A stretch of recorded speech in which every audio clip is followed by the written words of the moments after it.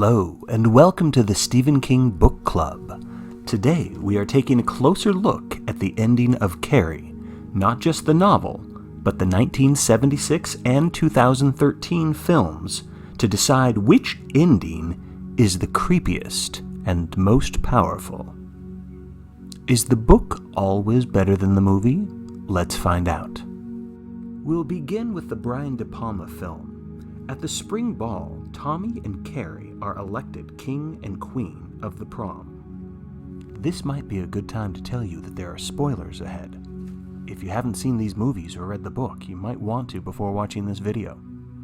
Oh, and keep in mind we're going to be talking about a lot of horror movie mayhem, so you've been warned.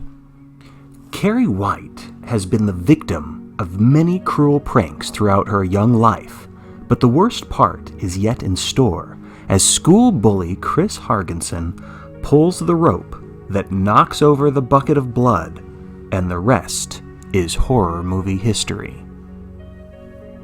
Tommy, the good-natured prom king, is knocked unconscious, and Carrie, drenched in blood, snaps. She unleashes her telekinetic powers. She shuts the doors. She turns on the fire hose and soaks the students and brings down electrical wires.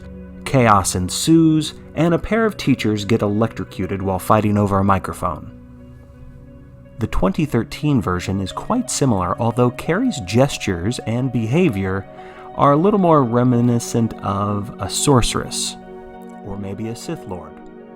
This version of Carrie also slams the doors of the gym. There's no fire hose, however, she does turn on the sprinkler system, which is more in tune with the book.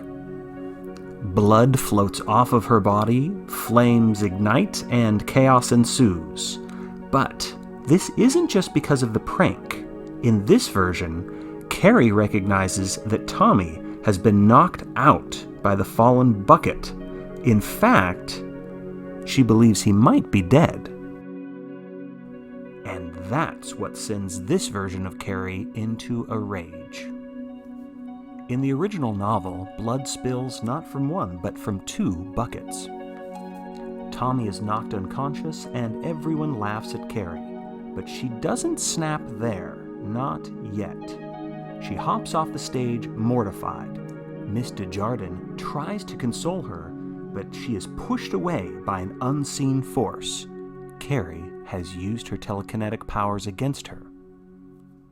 The students are still laughing and amused while Carrie tries to exit the building. One of the students sticks out a leg and trips Carrie. Now even more humiliated, she gets up, goes through the doors, out of the lobby, down the steps of the school gym. Here she is reminiscent of Cinderella, but without all of the hope. In fact, she loses not one, but both of her shoes. Running barefoot, she crosses the school lawn and finally tumbles to the ground, landing next to the school's flagpole. What happens next is the key difference between the films and the book. In the novel, Carrie has left the building. The sound of laughter has faded. It's not until Carrie imagines going home and admitting to her mother that she was wrong. That is when the violent turning point occurs. At long last, Carrie will not accept shame. She will not accept defeat. Instead, she embraces her power.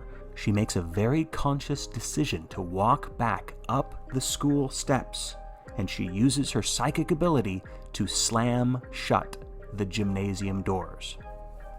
Using her mind, she turns on the sprinklers, she pulls down electrical wires, and some of the students become electrocuted. In the 1976 film, Carrie almost seems hypnotized, standing in the center of the chaos. But on the page, in Stephen King's novel, Carrie is outside of the destruction. She is looking in through the window, and she is smiling. The death of Carrie's mother is also very different between the book and the movie. The films show her being crucified by flying knives and scissors and anything that's sharp. However, in the novel, Carrie uses her telekinesis to slow her mother's heart until it comes to a complete halt. This description isn't as bloodthirsty or as cinematic, but it does demonstrate the incredible power which Carrie possesses. She can kill with a thought. In the 1976 film, Carrie destroys the school, explodes Chris and Billy's car, and then goes home to shower until she gets stabbed by her mother. In the 2013 film, it's basically the same, except her powers are amped up a few notches, and she destroys the road before vanquishing the high school bullies once and for all. But in the book, Carrie's rampage is much more widespread. It begins with the gymnasium. Then, the school's oil tank explodes, destroying the entire building. Carrie destroys every fire hydrant so that the fire department can't put out the blaze. She ignites gas stations. She pulls down transformers and power lines, electrocuting dozens of neighbors. She opens up the gas main and sets fire to blocks of buildings within Chamberlain, Maine. And finally, she returns home to face her mother. That confrontation ends with Carrie being stabbed in the shoulder and her mother dead from the psionic-induced cardiac arrest. Here, the films depict Carrie destroying her own house, collapsing the building in on itself as rocks and debris shower down. Similar to how the book describes stones raining down on the house when Carrie was a little girl. In the movies, it is this location where Carrie's life comes to an end. However, in the novel, Carrie leaves the house and she staggers her way to the roadhouse, the building that might be the very location of Carrie's conception.